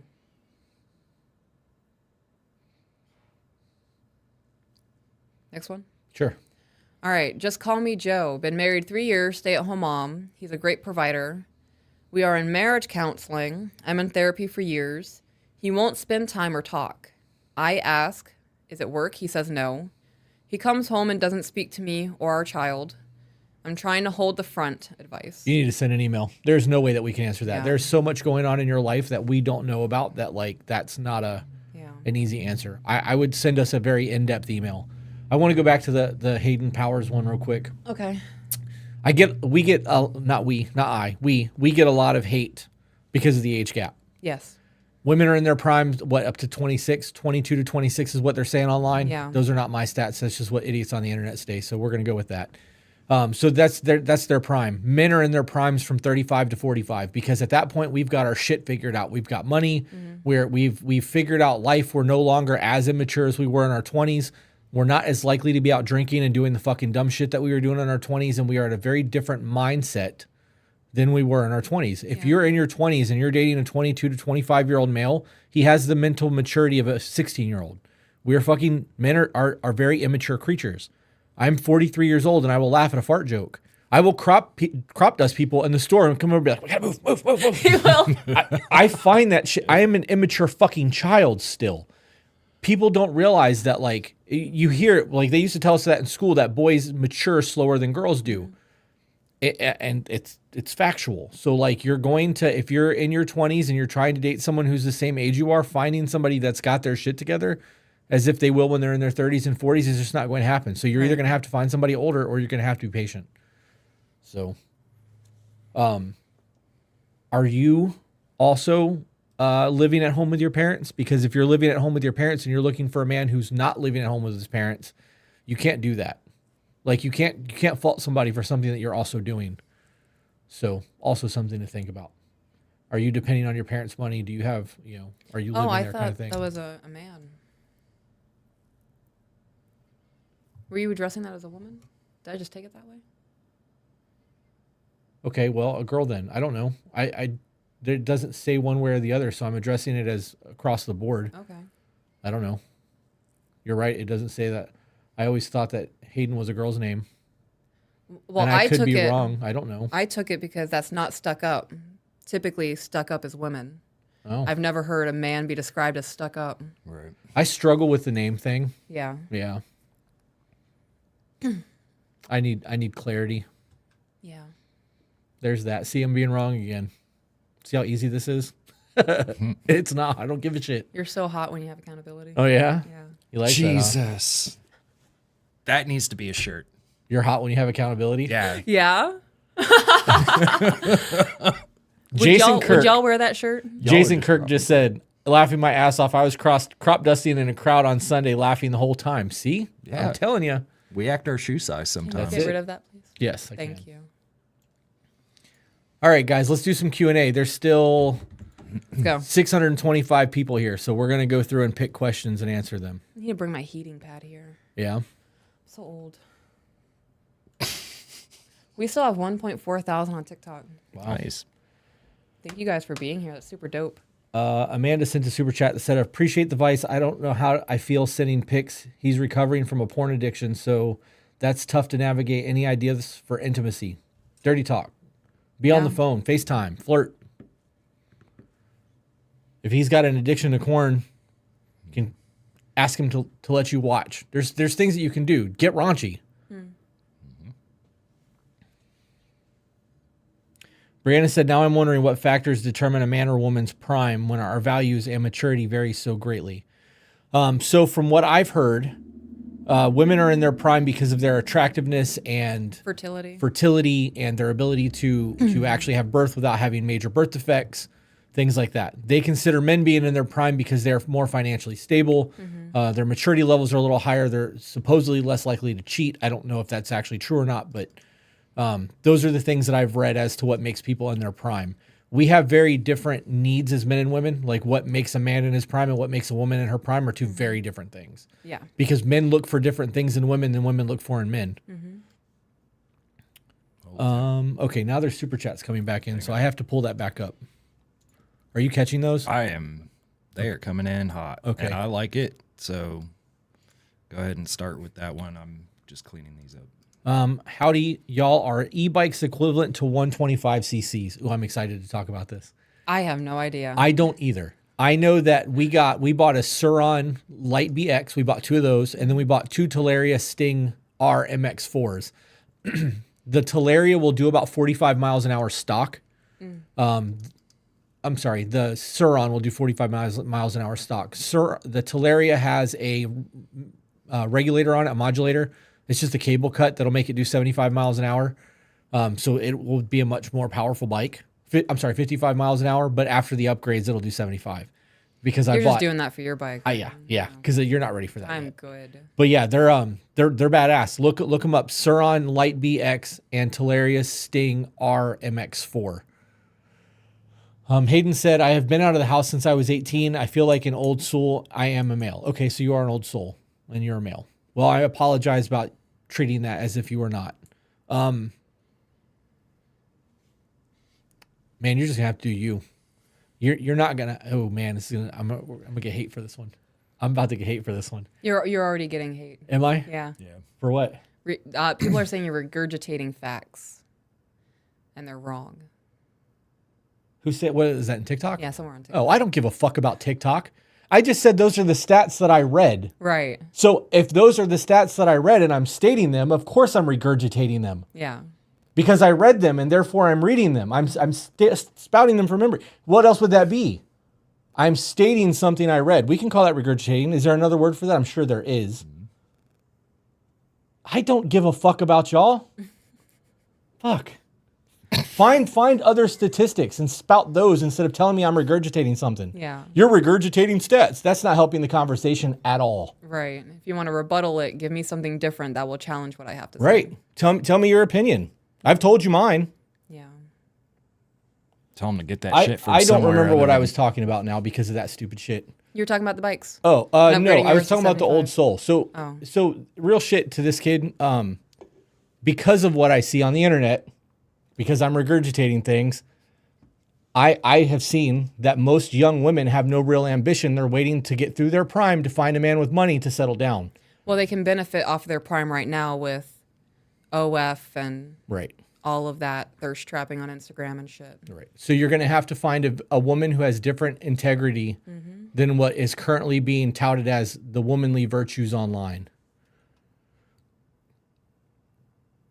I don't envy you being a young man in the dating game at all. Not fucking at all. I feel sorry for men right now. Me too. Dominique said, fiance and I have been, I'm going to move this over because I don't like reading these. Okay. Dominique said, fiance and I have been having a rough patch lately. Oh, Sorry. Excuse me. They're coming in hot. Today I felt spontaneous, made him lunch, and took it to him at his job site instead of him coming home. love that. That's dope. That's almost as good as, or that the notes being packed in the lunchbox would be the next best thing. You showing up with food and just being like, hey, honey, here you go. Love that shit. That's the equivalent of us sending you edible arrangements to your job. Yeah. Yeah, for real. That's real shit. Yep. From Nicole, Peaches, my fiance and I are young. We both have healed each other and ourselves, but he recently told me he feels a spiritual disconnect. I don't know when or how this occurred, but how do I go about fixing it? Oh, I have no idea. A spiritual disconnect from you or from God? Right, there's what kind of spiritual? You got all pagans, Christians? That doesn't make sense to me. From Holly. Oh, damn, this motherfucker's jumping quick, Steve. Hey, man. Do your job. I told you my shit's loose today. I'm going to assume that meant to say Harley said he is in our Discord and in the men's group. Also, for my question, how do I accept my wife not taking accountability since she was raised thinking it's okay to not say sorry or admit their wrongdoing? This falls into the whole people have to change thing. Yeah. Was she that way before she became your wife? The real question is do you want to accept that and live like that forever? Yeah. Because if she's not willing to ever say sorry or ever admit their wrongdoing, you now have to live the rest of your life that way if she's your wife. Mm-hmm. So what needs to happen is you need to have a conversation and like you need to express that you're both wrong at times. It's not you versus her. It's the two of you versus the problem. Yeah. And if she's viewing it as you versus her, you guys are never going to resolve anything. This is a problem. This is a huge problem in terms of mindset. Yeah, this would be a sit-down conversation if I'm not willing to live my life this way. I admit when I am wrong. You are a human being. You are going to be wrong. And if you, I don't know what trauma you have with that, that falls back into, well, no, she was raised that she was never wrong. So that doesn't fall into any trauma shit. That's just arrogance. It's unacceptable behavior, though. As an adult, you have to get past that shit. I would. This comes down to the check-ins too, though. Yeah. You need to have the check-ins, and you need to explain the way that it makes you feel when she just blames you for everything, and you're always the one that's being held accountable, and she gets away scot-free. Yeah. That's not how things are supposed to work. And if you're willing to change and do the work to be better, and she's not willing to match that energy, you're going to grow, and she's going to sit stagnant. Eventually, you're going to start to resent her. And she's going to start to resent you. Yep. From X-Ray. Good job, babe. 25 Av, as someone who struggles with social outings and being open with new people, what are things you recommend to try to bring myself out of my shell? I am 22 years old. Find things that you can do in small social settings first and then work your way into bigger ones. And do things you enjoy. Go to a botanical garden. You can meet people there. I'm going to be honest. If I were a 22-year-old in today's age, I'm not doing shit. Catch me at home reading books. Why? Because I don't like the climate of people. The vast majority of the population is self-centered. Self-achieving is not the word, but they use people for a step up. I would not be able to trust any friendships. I'm good. Even without all of this, the podcast and being known, I would question, why are you friends with me? Like, do you know somebody in my circle that you want to get to? Do you sending screenshots behind my back? You have serious trust issues, babe. I do. I don't trust people. And for good reason, but still. I got to be honest. Like I said, I would start with small social settings. Mm-hmm. Find a game shop or a coffee shop that's not a chain where people actually go hang out. And just go sitting around. Bring your laptop. Hang out there a couple times. Eventually, someone will talk to you. Mm-hmm.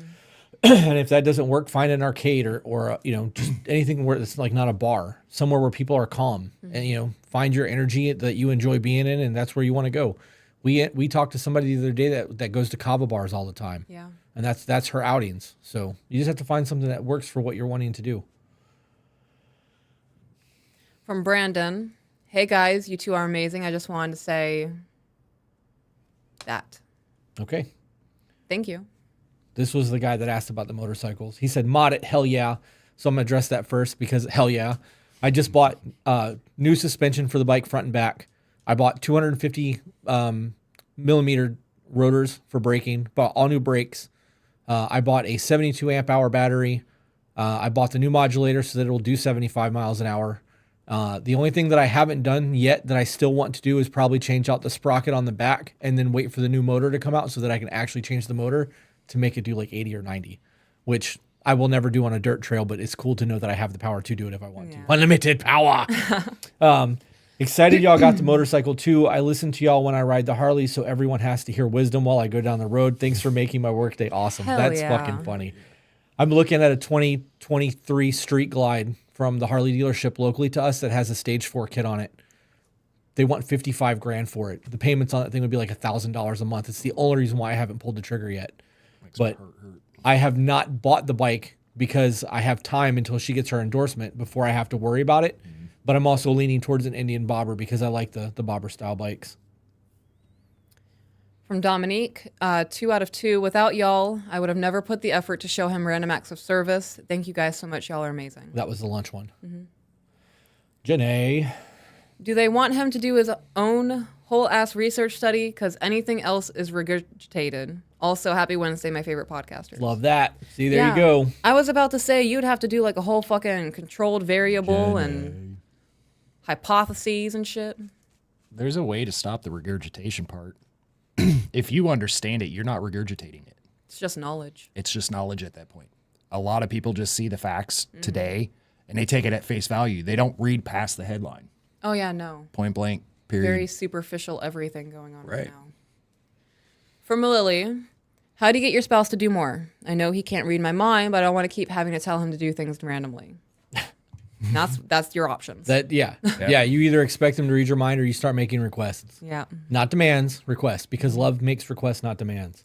That's a simple thing. You can't expect your person to read your mind. If you want to have a really dope relationship, you have to communicate. Mm-hmm. That's what we've been talking about since December 17th of last year. Correct. You have to communicate. Everything revolves around the ability to understand and express your needs to your person. The easier it is for them to understand you and the more effectively you communicate that, the easier a relationship's going to be. Mm. That's all there is to that. From Alex, in class, just here to send a super chat. Have a good day. Thank you, Alex. Thank you, Alex. James in the house. From James, seems to be more socially acceptable for women to send spicy pics than men to that. What? Significant other. Seems to be more socially acceptable for women to send spicy pics than men to the SO. Why? I send them to my wife on the regular. As you should. I love seeing my man meet. Yeah. So that... Y'all need a minute? That, James, that is more socially acceptable. And there's also a fear of men doing that because they're afraid that people will save their shit and show it to other people. Yeah. And women do that. I know. And it's the same fear of women having their shit shown around men groups because we know that happens as well. Yep. So there's always a risk to be doing that. However, if you're married, James, that should be a normal thing. I have gone over the top with sending spicy pictures and actually set up a camera and lighting and did dramatic shit and sent fat model photos to my wife. They are not fat. They were. They were not. Big old get in my belly over here. Yep. I had to wipe the grease off before I took the fat bastard photos, but I am absolutely disgusted with the self-hate right now. Yeah, it happens. It shouldn't. So it's not so much that it's acceptable. It's just more common for women to do it for dudes because they cave about it a lot more easier. I also don't think that it's, I don't know. I got to be honest. I know a lot of men that send dirty pictures to women. Yeah. I just don't think that it's like posed photos. It's normally like just a dick. It's all about the angle of the dangle. All right. From Brooke. Love my husband, 11 years together, 2 small babies in our 20s. Now, how can I help him get through a corn addiction? He will not stop even after promising, lying, repeat. This and intimacy. Thanks for all you do. If you guys have had conversations and it's not helping, you need to go to a sex therapist. Yeah. He has an addiction. This is an actual thing. It's not just a whim. Yes, it chemically changes the brain just like any other drug does. Now is a perfect time for a disclaimer. Ladies and gentlemen, we are not professionals. We are just 2 people who have life experience. The things that we are saying are for entertainment purposes. Therefore, when we tell you to go see a therapist, it's because we are not equipped to deal with that shit. No. Somebody's going to hit the disclaimer button. There it is. Steven was on it. All right. I got to be honest. That situation really comes down to it being a true addiction and not just something he does. Yeah. So. From Sarah, there is no follow through when it comes to things I have expressed are important. What should the consequences be if this continues? We don't spend enough quality time. Quality time. He says, But no change. what? He said, okay, I need to reread that. We don't spend enough time, quality time, he says, but no change. I feel like that needs to be an email. Yeah, I don't understand. That needs to be an email. There's too much there. From Nicole, again, the spiritual disconnect is with me. He says that we connect on all other levels, but spiritually, he feels like I'm vacant. This is new to me. I don't know how to go about fixing it. I have never heard that terminology before, Me either. so I got nothing on that one. I mean, is he religious and you're not? Right. I wonder if this is like a you are my soulmate, but you don't feel that way anymore kind of comment. Yeah. Because, I mean, I could see that like on a spiritual level, like we just don't mesh or whatever. Like maybe he's falling out of love. I don't know. I've never heard that term. Spiritually, he feels like I'm vacant. I would need a real explanation of that from him if I were you. It's Becky to you. My husband and I are struggling with intimacy, everything intimate. How do we bring it back? We talk about needing to fix it, and then it just disappears. It doesn't help that his friends live with us. It's that his friends live with you. Women control the intimacy in the relationship. So this isn't a him problem, it's a you problem. I could see how that would make someone uncomfortable with trying to be intimate with their man. Yeah. Some men aren't about that shit. If we had a roommate, they would have to wear earmuffs. I give zero fucks. This is my house. They'd be like, can you be quiet down? I'd be like, no, not in my house. I'm going to be honest, it would change things, though. Like, you're not coming home to me in a sheer dress anymore. No, I know. So. Right. But there are other ways that could still be had. Yeah. Find new ways and get creative. Don't get roommates. Yeah, the roommate. It's the roommates. We talk about needing to fix it and then it just disappears. Are you guys actually taking action to fix it, or are you just talking about it? And there's a difference between problem solving and just complaining. Yeah. There's a difference between I'm sorry and changing the actions. Sometimes you got to show me. From GingerBabe87, I'm just showing a little support. Found you guys on TikTok, and my husband and I resonate with much of your values and insight. We appreciate you helping the world to be better. From Gabby, my boyfriend told me he doesn't want to get married anymore because of my mental health. I'm taking meds and doing better, and he now gets angry when I mention marriage, and also brushes me off. I don't know what to do. There is so much to that. There's a lot to that. There's so much to that. If you guys have been together for 10 years and he's been begging you for 8 years to get your mental health in order and you're now doing it, there is a point of no return on things. If they've been together for 10 years and they've been talking about marriage this whole time and never actually pulled the trigger on it, he didn't want to get married in the first place. Yeah. This comes down to date to marriage, right? Like that's what we say all the time. If you're dating, it should be to get married. Don't waste Don't waste your time with a bookmark. If you want marriage and he doesn't want marriage, cut him loose. Mm-hmm. If you want kids and you're with a man who doesn't want kids and that's something that's like a big fucking thing for you, don't try to change that man and stay with him for 6 years hoping that he'll change his mind. That's something that gets discussed on the first date, second date, third date. Not just only hoping to change his mind, you actually do change his mind, have children, and now he resents everything in his life because he gave up what he wanted to make you happy. Right. And that's the thing. Yeah. He's going to resent you. He's going to resent the kids. He's not going to be a present father. It's a thing. That's a big deal. Yeah, if he doesn't want to get married, he doesn't want to get married. I wouldn't try to problem solve that. It is what it is. Yep.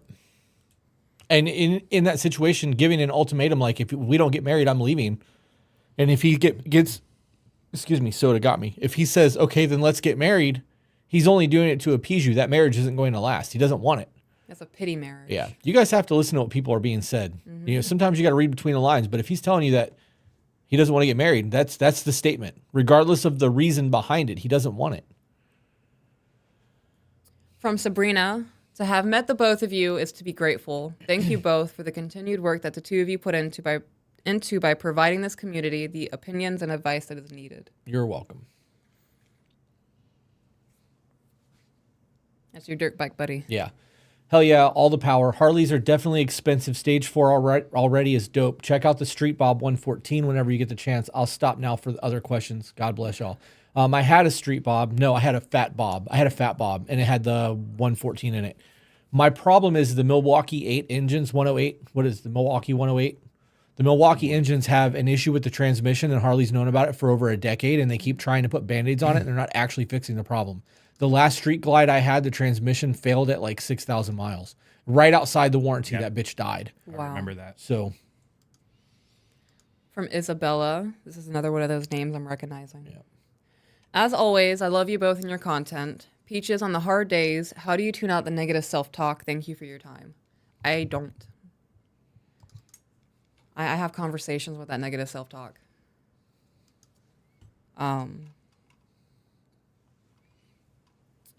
There are times where I wake up and the negative self-talk is right off the bat. And I didn't feel that way the day before, so what triggered it? yeah. And I try to follow the thread and get to the root of that negative self-talk. I don't listen to it. I don't absorb what it's saying to me. It's like ignoring somebody super annoying on TikTok. If you don't like the comment, don't read the comment. Yeah. That's a rough one.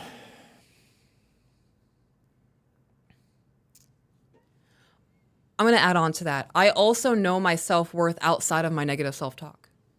I know that my negative self-talk is not the law of me. Negative self-talk is a separate being. It is a demon within my mind that I am battling. That is not who I am. So having that separation also helps. I'm going to add on to that too and say that if you have negative self-talk all the time, change it. Yeah. Change the things that you don't like. Oh, I'm overweight. Go to the gym. Mm-hmm. I'm overweight. Start dieting. Yeah. I'm struggling right now with my weight hard. And like we're starting to take steps again to actually start doing cardio and like get that back under check because I've let myself go. Like it's been a rough year after I tore my titty off my bone. Yeah. So I'm trying to like fix all of that shit. Now that I can lift again, I'm going heavier in the gym and like my hormones are in check and I'm doing things to actively change it. And I think that me self-loathing, hating the way that I look and talking shit about myself is fuel to get me back in there and do it because I hate the way I look. And instead of ignoring it and going, no, you look great today, bud. No, you fucking don't. You're not walking around the house without a shirt on. It's because you're disappointed with the way that you look without a shirt on. And though she may love it, you don't like that shit. And that's what, and I have to have that discussion with myself. So on days where I'm like, I really don't want to fucking work out today, I'm going to text Sean and be like, hey bro, not today.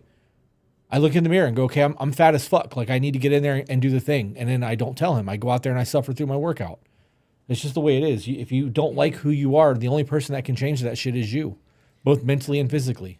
If your negative self-talk is I'm a lazy piece of shit, evaluate yourself. Do you sit on the couch and just scroll TikTok and watch TV?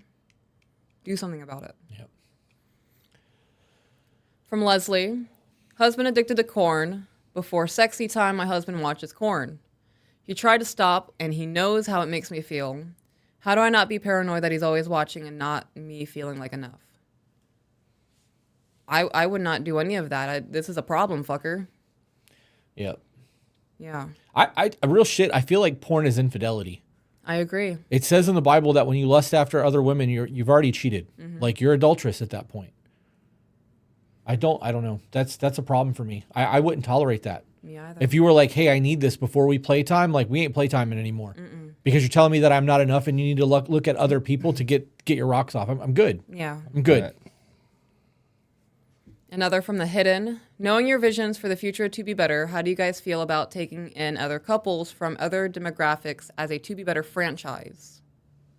We're not trying to franchise to be better, period. You mean like have other people podcast for us?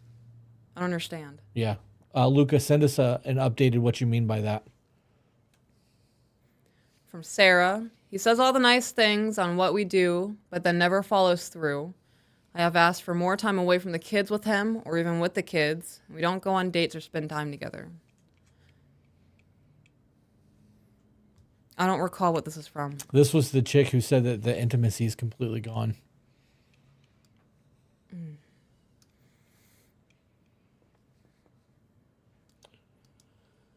It would be a conversation of the not follow through. Right. Why do you tell me all of these things? Are you not attracted to me anymore? What am I doing wrong for you not to want to follow through on this? I'm curious as to how stressful his life is and like where his priorities are. Because anytime you guys are losing intimacy and your person, either one of you are not spending time with each other the way that you did when you were dating, it's because your priority has shifted. The priority is no longer about trying to get and keep your person. The priority is about now making sure the kids get bedtime on time and like making sure dinner's made and making sure that the lawn is cut and making sure the bills are paid. Like the priority has been shifted because you already feel like you've won each other. Marriage doesn't start or life doesn't start at marriage, right? Like No, life doesn't end at marriage. right, that's what I meant. Life doesn't end at marriage. When you start dating somebody, the end goal in that is always to get married. At that point, that's when your life starts together. You should still be trying to woo and court your person and like make them feel like they matter. That's the conversation that needs to be had with him. You need to tell him that you don't feel like you matter to him anymore. That you need to feel like a priority in his life. And like if you're coming third to the kids or third to the bills or fifth to the fucking car, like that's them telling you where you fall in a priority of their life. And then you guys need to try to fix that. From Jessica. Hi, Peaches and Chris. Hi, Chris and Peaches. I am new to the subscriber, but I've been following y'all for the last 6 months. I would like to ask, do y'all discuss all emails within guidelines or do you reply privately as well? We do not reply privately. That is not a thing. Yep. We do have Zoom calls where we actually have people on a Zoom call while we read their emails through Patreon, and that's something that we are finalizing to like actually start doing more of.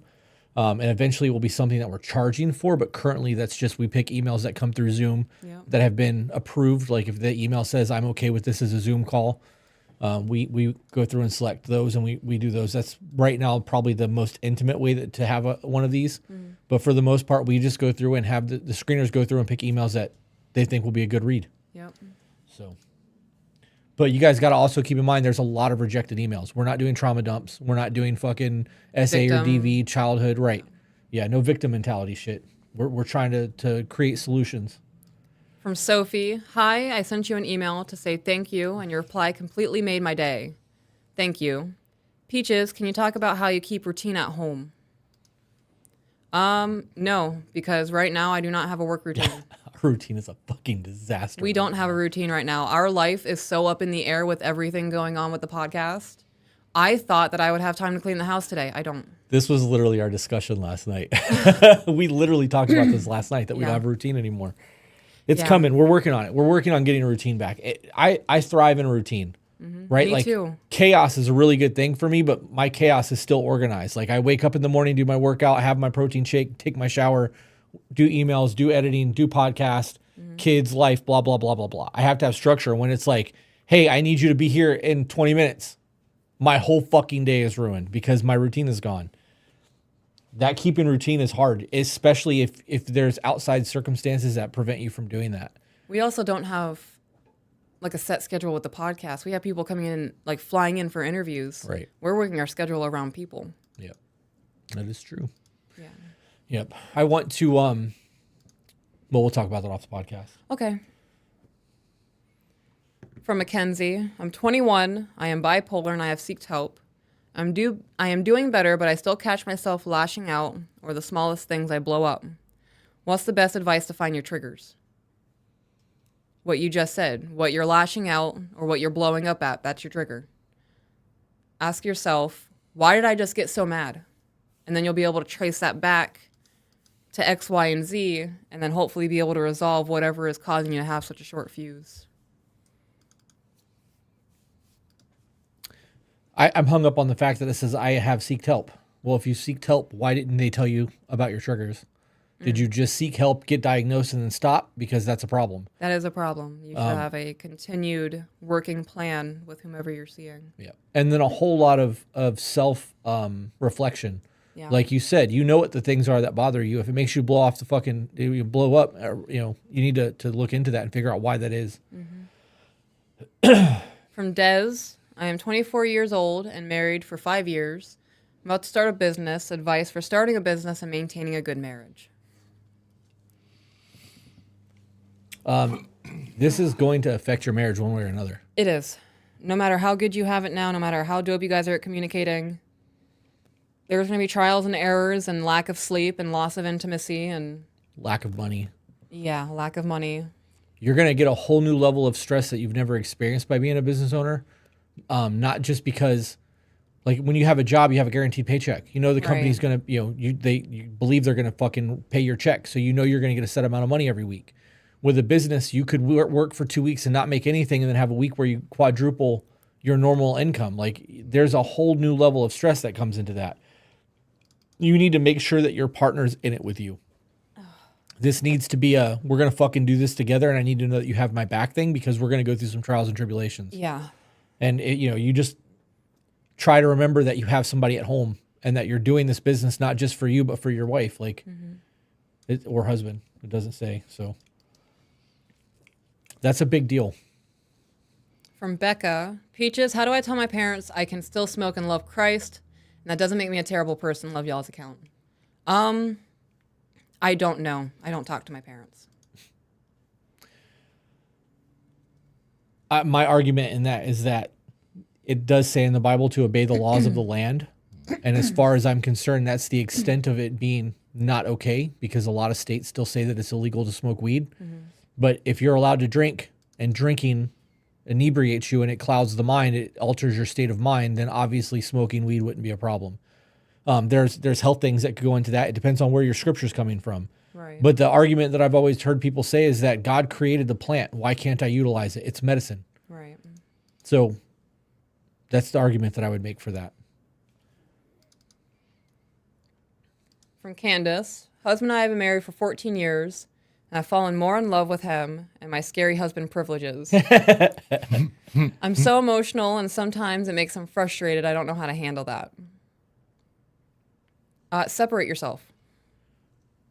If you're having a full-blown sobbing mess of a fit, Go sit in your car and listen to the music. that's exactly what I do. And I know. I scream and I cry and I listen to music and I calm myself down. I get the emotions out.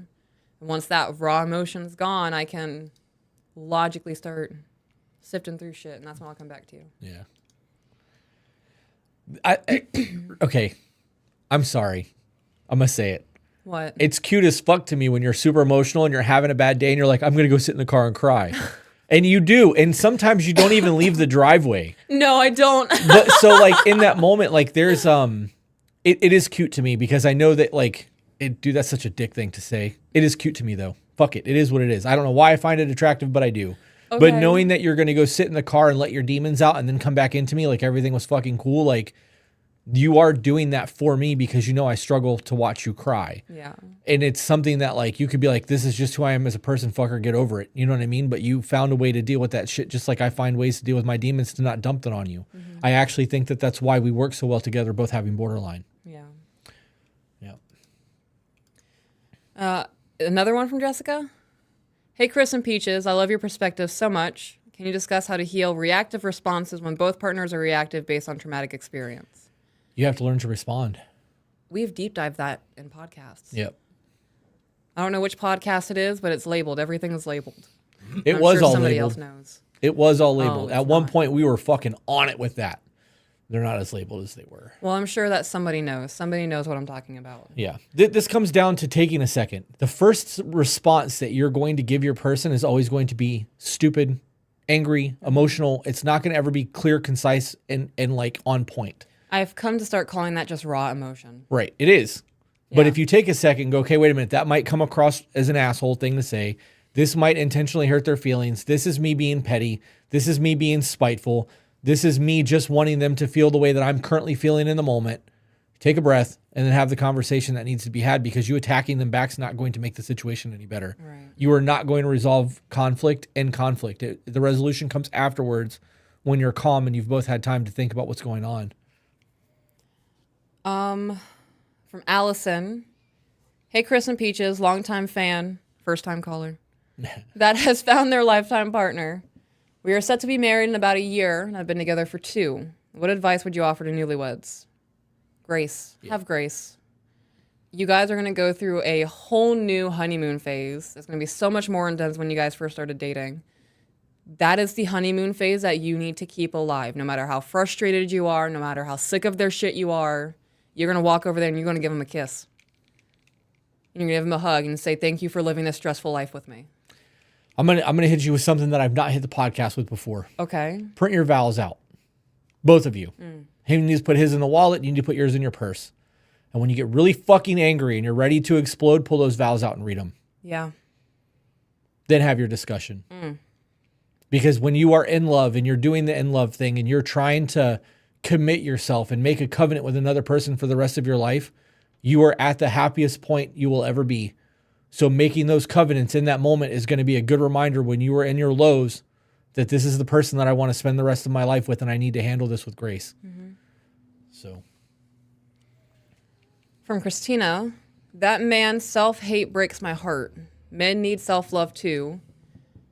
My husband does it too, and I'm helping him work on his self-love and worth. Thank you for all you guys do. I think everybody has that self-loathing. Yeah. And you know what actually makes it worse is that we all have that self-loathing because we are told we are not good enough. Right. And even though we all know that we have that shit, we still are nasty to everybody else. Right. Yep. And it's not just the magazines and like ad revenue that they're trying to attack. Sometimes it's our parents. Yeah. Sometimes it's a simple thing like, hey, that shirt doesn't go with those pants. What do you mean? Right. I like this. Now I'm second guessing everything because you just questioned what I liked. What I like not good enough? Now what? You know what I mean? Like, I don't know. Your kid wants to wear the underwear on the outside of their pants to school. Fuck it. Let them ride. Kids will pick on them, but don't be the reason that they hate themselves. Let the kids be the reason. From Ironside, I'm 23. I just came off of a huge high in 2022, making 6 figures. I then moved to start a business, and within the first month, I almost died and had open chest surgery. Wow. This was infection around my lung. Then in June, I was almost killed on my Harley. I just started working again in October. I am 6 figures in medical debt. I'm striving for growth again, but everything I do seems harder now. Then in June, oh, that's the same one. Oh, that's it. Yeah, Okay. it echoed. Sorry, we missed one. We had one earlier by Brandy, and there's her. It's below So- Christina Hicks. Stop. There we go. Oh, okay. Yeah, we'll, yeah, We'll get to that. Dude, you almost died on your Harley, had a lung infection, almost died from that too, and you got a little bit of debt now. So what? It's medical debt. Life is going to not be easy, but you were in your 20s able to fucking create a 6-figure a year business. Bro, you Doing got it? this shit. Come on. Yeah, man. Yep. You be that motherfucker that you know you are and pick yourself up. I got to be honest, of all the people that I've had email in about business shit, like I have the most hope for you, brother. Like Yeah, man. to almost die twice and fucking still like have a successful business, that debt will go away. You'll pay it off, or you can fucking just neglect it and write that shit off later. Like there's ways around that. You can negotiate with the fucking creditors. It's medical debt. Open an LLC, put everything in your LLC, and then your medical debt won't affect your business at all. That's what I would do. You want to read that one? From Brandy. First time here, love the vibe so much. What type of work do you think propelled you forward the most? What do you mean work? Like a career? Something we got paid to do? Yeah, I need an explanation Mental work? of that. Self-growth? Guys, it's almost 1 o'clock, so please do not send any more super chats. The last one that we read will be from Angel Johnson. So Steve, once you've gotten that one through, don't send any more through. We appreciate the super chats, guys, but we have to wrap this up soon. So let's run through these, and then we'll call it a day so you can go get the kids, babe. All right. From Chelsea. Took on all the roles of the house, bills, and home for 1 year while he got sober/mental health. Any advice on learning to step out of the masculine mind and let him step up now that he's on the right track? Has he shown you that he's capable of doing so? I would relinquish some of the things that you do to him. Like, hey, you're doing a really good job, babe. I'm proud of you. I would like you to start handling this now. Let him do it. And if he's thriving, be like, all right, I'm going to give you a little bit more. Baby steps. You don't want to overwhelm him. If he's got something to do with an addiction, you don't want to overstress that and risk the addiction coming back. So slow roll that shit. Baby steps. There are people who are 20 years sober who still call themselves addicts. Like, you don't want to push that. So baby steps, baby step, baby steps. Lucas said, don't know another word for franchise. So I'm assuming he just like branch out into other podcasts with other creators. Like, we would like to do other podcasts, but I don't want to hand over the To Be Better brand to anyone. Right. I honestly think that what we're doing is entertaining, but most of the people are here because of who we are, not so much the content. And that could be an ego thing. I could be way wrong on that. It could be because they like the Jerry Springer shit that we're doing. Yeah. I don't know, but I would have to find somebody who's very close to what we're doing. And even then, like, they could just start their own podcast. Why would they want to do ours? You know what I mean? I don't know. It's a thing. From Peaches, how to trust after getting cheated on. I'm trying. I would highly recommend watching a lot of our podcasts. That is a heavy discussion talked about. Heavy topic discussed. Yeah. I would read Worthy of Her Trust. That's a good one. There is a very religious overtone to the book, though. It is written by a Christian, so. Matthew 7:3-5. NIV for the weed question from the dirt bike buddy. Well, I have a dirt bike buddy now. You ever find yourself in Florida, we can go ride the electric bikes. And then the last one from Angel. Started intentional love text to Hubs. I see the difference in him. He had an argument last week. Removed ourselves. Used that moment to send an intentional love text. De-escalated immediately. Dude, that moment of I love you and I don't want to talk to you like this changes things. It does. How often do you be like, I love you in the middle of an argument? You don't. Mm-hmm. And in the middle where you're both fucking angry, if you're like, look, I fucking love you. I just need a second. That is enough to be like, okay, they're not thinking about leaving. Okay, good. You know what I mean? Because like we do that shit. The moment there's an issue, be like, you're not thinking about leaving, are you? Yeah. I immediately think you're getting ready to leave. That abandonment shit is real. Yeah. Especially with borderline. It is fucking ugly. And when we're both going through it. Yeah. Yeah. So there is that, hey, look, I'm not mad at you. I'm not thinking about leaving. I'm just frustrated at the situation and I love you. The conversation changes. Everything kind of fucking settles a little bit. I also think that goes a long way in letting people know that like, it's okay to have a disagreement. It is. Like, I don't hate you. I just don't like the action. I don't like the way this played out. I would like a little bit more attention next time or a little more courtesy. I think what you did was slightly disrespectful and that's totally a me thing, but I want you to be aware of it. Mm-hmm. You know, I'm not mad at you for what you did. Maybe you just didn't know, but now you do. Like, let's not do that again. Right. People don't want to be called on their shit either. And that's where that ego thing comes in. Nobody wants to be wrong and no one definitely wants to hurt their person if they love them. So the answer to that, instead of making an argument, is to be like, you're right. I didn't know that was going to affect you that way and I'm sorry. Mm-hmm. I will do my best to not do that shit again. And if it starts to happen, check me. Yeah. You don't have to argue about it. I think your person's going to feel a whole lot more heard and care a whole lot more about that than, but I didn't, or but they, or but. Like, you're not validating, you're invalidating. Right. Yeah, that shit don't matter. It's done. Yeah. They want you to know that you hurt them, that the actions need to be changed, and then just fucking work on it moving forward. Brandy said, how often do you guys do lives? We go live on Wednesdays at 11, Sundays at 6, and then our Patreon lives are Sundays at 8, all Eastern Standard Time. We are talking about possibly moving some more of our content behind our Patreon paid wall, because we have Patreon content that drops every week. I am going to start doing vlogs again at some point. I have my vlogging camera on my computer desk and the batteries are charged. So that's a step closer than I was yesterday. I just have to find content worthy of vlogging. I think we may have to vlog the dirt bike thing when we start putting all that shit together, because that would be a lot of fun. Let's do it. So what's this? Are you that guy outside? Are you that guy outside the store going, pretty mama, come here. Licking the lips. Stop it. No, I'm excited for you. I'm excited to see you're getting excited about creating content again. Yeah. I'm not vlogging. No, you don't have to. Okay. I would like to get, would you be willing to wear a GoPro when we dirt bike? Yeah. Because I have the Insta 360 camera thing. I can do that. Because then we can maybe get microphones for the helmet. I'll have to look into how they do that. But that would be dope. That way we can vlog while we ride and people can hear my fat ass breathing as I'm going over whoop-de-woos. And the bike's not making any sound, but you just hear him breathing. Oh, man. You hear a lot of oh fucks, oh shit. Yeah, from you. Yeah, from me. Yeah. Do you have anything that you would like to talk about, babe?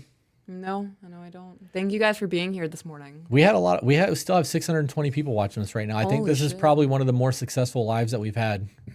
Carmen Eberhardt, happy birthday. Someone's birthday today? Yeah, no, it's on the 4th, but she was like earlier in the chat, can I get a happy birthday? So I just like, happy early birthday. Yeah, she's going to be 21. Can we see Peaches crash? Fuck you. Oh. Why would you want to see that? That's funny. If we actually have video of her going down, I will post it. If I go down, I'll post that too. I have a video somewhere on my TikTok of me detaching my pec from my humerus. You do, yeah. From doing dips with 135 pounds around my waist.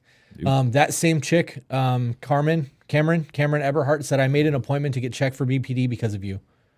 So I love that. All right, guys, we're going to wrap this up. We appreciate everyone. We will see you guys on Sunday night at 6 p.m. Eastern Standard Time for the next live stream. Have a good one, guys. And